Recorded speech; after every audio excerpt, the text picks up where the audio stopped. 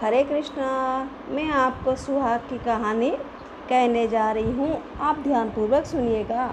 एक ब्राह्मण के 5 बेटियाँ थीं। पांचों शिव जी की पूजा करती, दिया लगाती और 5 दिन तक सुहाग की कहानी सुनती। चारों बेटियों का दिया बहुत देर तक चलता, पर 5वीं का दिया जल्दी बुझ जाता। बेटी ने घर आकर माँ से कहा तो माँ बोली कि बेटी, तू उससे घी ज़्यादा डाला कर। थोड़े समय बाद पांचों का विवाह कर दिया। चारों के घर बहुत धन था, पर 5वीं बेटी का पति रोज कमा कर लाता, रोज खाता, फिर भी वो संतोष रखती। एक दिन 5वीं बेटी का पति थोड़ी ही लकड़ियाँ जंगल से काट कर बेचने लाया, तो उसने पूछा कि आज इतनी ही लकड़ियाँ कैसे लाए हो? पति ने बोला कि आज मेरी तबीयत ठीक नहीं है। इस पर वह पंचावटी बेटी 5वीं बेटी ने कहा कि कोई बात नहीं। दूसरे दिन उसका पति जंगल जाने लगा तो बेटी ने कहा कि मैं भी साथ चलूँगी। दोनों साथ जंगल को गए। थोड़ी लकड़ियाँ काटी और पति की तबीयत बिगड़ने लगी और बेहोश होकर गिर पड़ा। जंगल में दूर दूर तक कोई नहीं दिखता।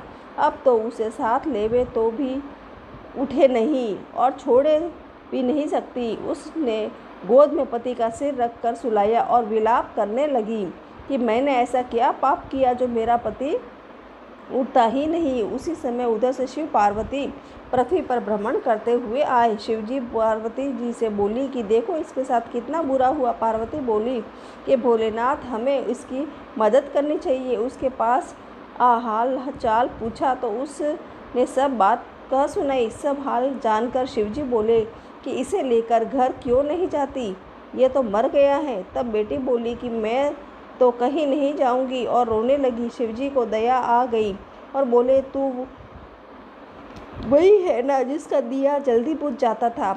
उसने हाँ कहा। शिवजी बोले कि तू दिया तो लगाया, पर कभी सुहाग की कहानी पूरी नहीं सुनी।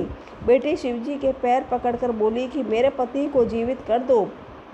मैं आप जो कहेंगे वह सब करूंगी। शिवजी ने अमृत के छींटे दिए और उसका पति अंगड़ाई लेता बैठ गया और बोला कि मुझे बहुत नींद आई। पत्नी बोली कि ऐसी नींद दुश्मन को भी न आए।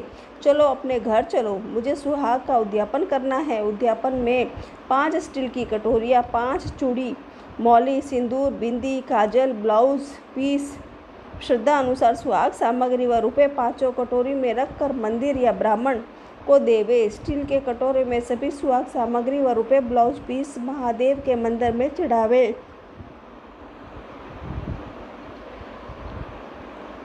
एक स्टील में दीपक में बत्ती व घी डालकर महादेव को जोत जलावे। बचे हुए बाकी 4 कटोरे और सुहाग सामग्री बहन बेटियों को या ब्राह्मणों को दे सकते हैं। उससे घर आकर विधि विधान से उद्यापन किया। उसकी सारी परेशानियां दूर हो गई। घर में ठाट बाट हो गए और दोनों पति पत्नी संतान के साथ सुखपूर्वक रहने लगे। हरे कृष्णा। इस प्रकार मेरी सुहाग की कहानी पूरी हुई।